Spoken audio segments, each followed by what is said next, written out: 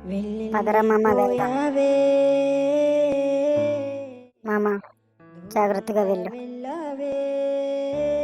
ఇక మర్చిపోరా. ఒంటరిని చేసావే, నన్ను విడిచి వెళ్ళావే. ఏ మామ, తాగితే మర్చిపోవచ్చు అంటారు.